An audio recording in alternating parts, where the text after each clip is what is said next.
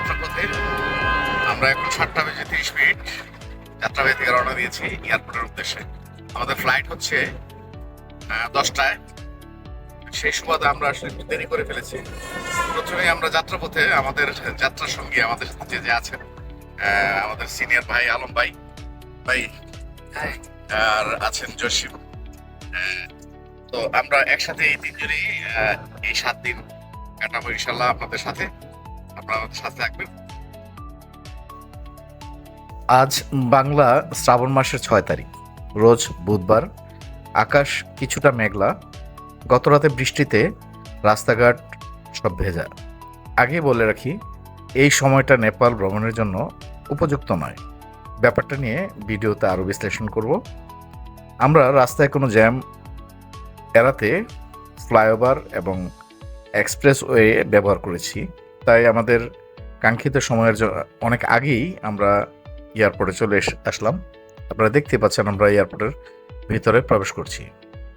বিমানবন্দর পৌঁছেই ভেতরে ঢোকার যে বড় বড় 2টি লাইন দেখতে পেলাম। এই সময় বাহরাইন, মুম্বাই, সৌদি সহ কয়েকটি ফ্লাইট ছিল। আমরা ভিড় এড়াতে 6 নং ভিআইপি গেট দিয়ে ফাঁকা পেয়ে সেখান দিয়ে ঢুকে গেলাম। নিজেকে ভিআইপি মনে হচ্ছিল। যারা বিমানে প্রথম যাত্রা করছেন তাদের সুবিধার্থে বলি, প্রবেশপথ দিয়ে ঢোকার সময় আপনার পাসপোর্ট দেখাতে হতে পারে, তাই সেগুলো হাতের কাছেই রাখবেন।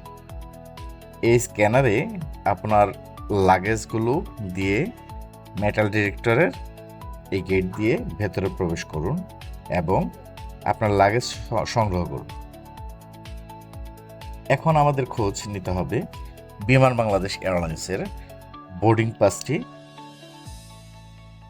বুঝে নেওয়ার জন্য।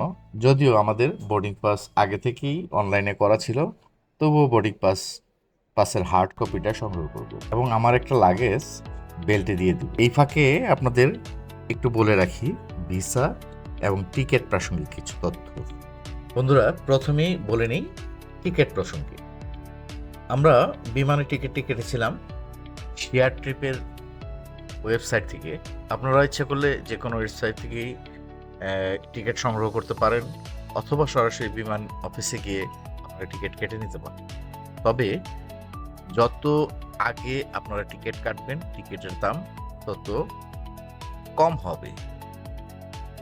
ভিসার ক্ষেত্রে আপনি যখন প্রথমবারের মতন যাবেন তখন আপনি অনারাইভাল ভিসা পাবেন।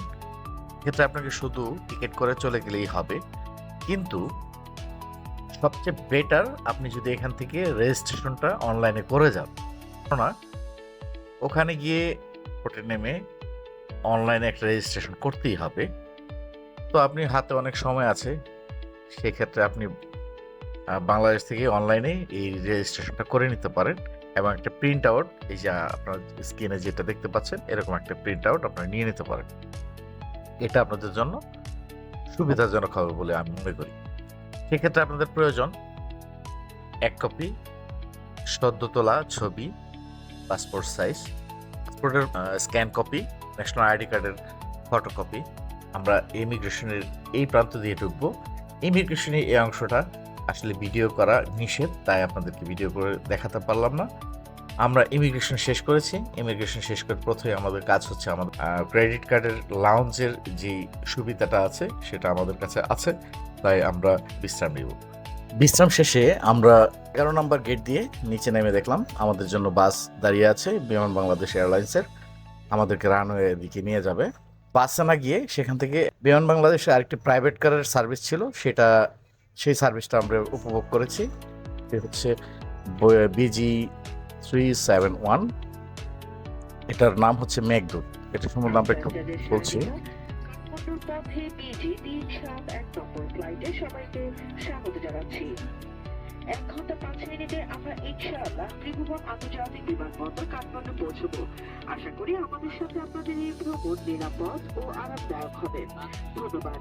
বিমানের ভেতরটা সম্বন্ধে যদি আপনাদেরকে একটু দেখাই, এই বিমানের দুপাশে 3টে করে সিট। তো সিটের পেছনেই একটা করে ডিসপ্লে রয়েছে, কিন্তু যদিও এই ডিসপ্লেগুলো সচল নয়। আর পা রাখার জন্য খুব বেশি একটা স্পেস এখানে রাখা নেই। আমার ঠিক আছে, কিন্তু আমার চেয়ে একটু লম্বা যদি কোনো মানুষ হয় তার জন্য একটু সমস্যা হয়ে দাঁড়াবে। And Bangladesh 371, request departure 3 seconds.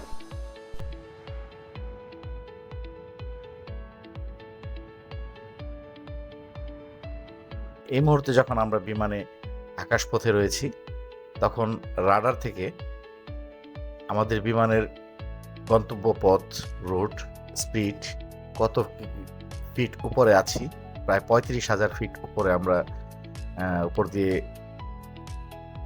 চলছি। ঠিক এই মুহূর্তে আমরা নেপালের ত্রিভুবন এয়ারপোর্টের উপর দিয়ে প্রায় 10 থেকে 12 বার প্লেনটা চত্বর কাটতে দেখতে পাচ্ছি। তাই আমাদের মনে একটু ভয় জাগ্রত হয়েছিল, কেননা এই ত্রিভুবন এয়ারপোর্টেই ইউএস বাংলা নামে একটি বিমান দুর্ঘটনার শিকার হয়ে প্রায় 52 জন মানুষ মারা গিয়েছিল। সেই স্মৃতিটা মনে পড়ে যাচ্ছিল। তাছাড়া এই বিমানটা চত্বর খাওয়ার সময় একটা বিশাল মেঘের সাথে আমাদের ধাক্কা লেগেছিল, যেটা আমি বিমানে চলার সময় আমি এরকম কোনো বাম্পিং এর শিকার হইনি। Respected passengers, may I have your attention, please? We are about to land. Please take your own seat and fasten your seatbelt. Thank you.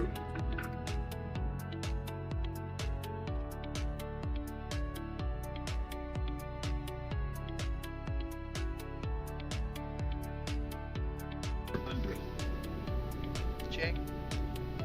Approaching minimum. Continue. 05 knots, check gear down and locked, runway 1 and clear to land. 100. 50. 40. বিমান landing করার সাথে সাথে আমরা দেখতে পাচ্ছি আমাদের সহযাত্রী যারা আছেন তারা সবাই খুব হুলস্থুল করে সবাই দাঁড়িয়ে আছেন, সবার ভীষণ ব্যস্ততা। আমরা এখান থেকে বেরিয়ে এয়ারপোর্টের সোজা আমরা বাসে করে আবার এয়ারপোর্টের কাছাকাছি চলে গেলাম। এয়ারপোর্টে নামতেই তাদের দেখতে পাচ্ছি। তো আমরা এখানে দেরি না করে সোজা চলে গেলাম ইমিগ্রেশন। আপনারা দেখতে পাচ্ছেন ইমিগ্রেশন মোটামুটি ফাঁকা, কিন্তু যারা আমাদের মতন আগে থেকে রেজিস্ট্রেশন করে আসেনি তারা সেখানে লাইন ধরে রেজিস্ট্রেশন করাচ্ছেন। তো এটা আমাদের জন্য আগে থেকে করা ছিল, সেই সুবাদে আমরা খুব দ্রুততার সাথে ইমিগ্রেশন ক্রস করে ফেলেছি এবং আমাদেরকে একটি স্টিকার লাগিয়ে দিয়েছে পাসপোর্টের মধ্যে। ইমিগ্রেশন থেকে বের হয়েই আমরা দেখলাম আমাদের লাগেজ আমাদের জন্য অপেক্ষা করছে। আমাদের লাগেজ নিয়ে এখন আমাদের প্রথম কাজ হচ্ছে, আমাদের সাথে কোনো নেপালি রুপি নেই, সেই জন্য আমরা নেপালি রুপি করে নিব। আমরা যদিও ডলার বা টাকা সাথে করে নিয়ে আসিনি, আমাদের সাথে অনলাইন কার্ড ছিল, সেই কার্ড থেকে এটিএম বুক থেকে আমরা টাকা সংগ্রহ করেছি। তো এখানে বলে রাখা ভালো, আপনি টাকা যা খরচ করবেন তা প্রথমে উঠিয়ে নেবেন, কেননা যতবার আপনি কার্ড পাঁচ করবেন ততবার নেপালি 600 টাকা রুপি আপনার কাছ থেকে কেটে নিবে। এখন সেকেন্ড যে কাজটা হচ্ছে সেটা হচ্ছে আমরা সিম নিয়ে নিব। তো আমরা এয়ারপোর্টের ভিতরেই একটি সিমের দোকান দেখতে পাচ্ছি। আমরা যতটুকু জেনেছি এনসিএল এখানে সবচেয়ে পপুলার। আমাদের দেশে যে এয়ারটেল সিম কোম্পানি রয়েছে এটা একই কোম্পানির। এখান থেকে আমরা সিম সংগ্রহ করেছি 600 টাকায়, 599 টাকায় নেপালি রুপি। এখান থেকে আমাদের আনলিমিটেড কিছু ইন্টারনেট আছে। এই যে সিম কার্ডটি আমরা সংগ্রহ করেছি। সিম নেওয়ার সময় আমাদের ফিঙ্গারপ্রিন্ট এর ছবি, পাসপোর্টের কপি, আমার